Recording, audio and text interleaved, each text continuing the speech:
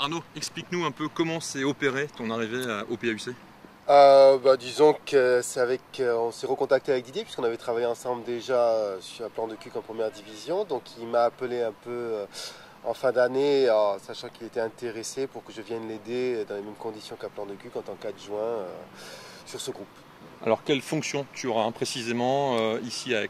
Alors, les fonctions, c'est adjoint plus préparateur physique, donc de double casquette, on va dire, puisque mon métier de base c'est préparateur physique, en plus d'être technicien, donc j'ai deux casquettes en responsabilité donc avec lui sur les entraînements, sur le managerat, essentiellement à domicile, même si je fais quelques déplacements, parce que j'ai d'autres engagements, donc je ne peux pas forcément faire tous les déplacements, même si j'essaie d'en faire un maximum. Alors, tu as déjà discuté forcément avec Didier du rôle et de la tâche de chacun, notamment sur les entraînements? Oui, bien sûr, on a déjà, le fait qu'on ait déjà fonctionné un an ensemble, c'est très bien passé, donc on a déjà nos habitudes, donc ce n'est pas comme si on partait dans l'inconnu. Donc nos rôles sont bien définis, que ce soit sur les entraînements et sur le managerat. Qu'est-ce qui t'a séduit dans le projet Aixois? Plusieurs choses. Déjà, j'ai fait beaucoup les filles. Les garçons, même si j'ai déjà entraîné les garçons, mais pas forcément à ce niveau-là, ça m'intéressait. Deuxièmement, par rapport au fait que j'entraîne au pôle féminin, c'est plus facile pour moi d'aller dans des clubs masculins. Politiquement, c'est plus facile.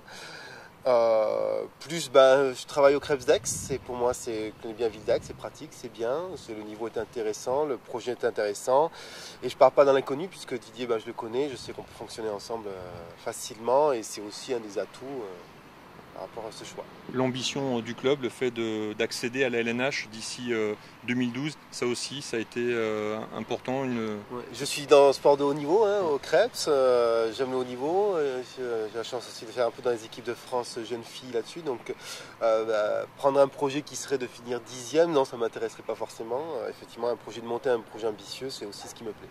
Alors tu succèdes à Laurent Mouret, qui était en charge avant toi de la préparation physique. Est-ce que tu as rencontré Laurent Mouret? Est-ce que tu as eu des contacts avec lui? Oui, puisque en fait au tout début, quand Didier a repris, et même à l'époque où c'était des jockeys qu'il y avait, je les avais rencontrés pour les aider sur la préparation physique et la planification. Je leur avais donné un coup de main parce qu'ils voulaient un petit peu voir.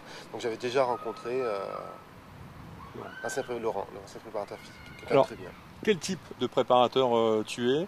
Qu'est-ce que tu as mis en place? Donc tu es arrivé il y a quelques jours pour prendre tes fonctions. Quel type de préparation tu as concocté aux joueurs? J'espère une bonne préparation qui permet de tenir une saison. Pour une préparation physique, c'est toujours pareil. On est toujours à la course entre faire la préparation efficace pour le début du championnat et faire une préparation efficace pour tenir une saison. C'est des fois contradictoire, donc c'est un peu jonglé.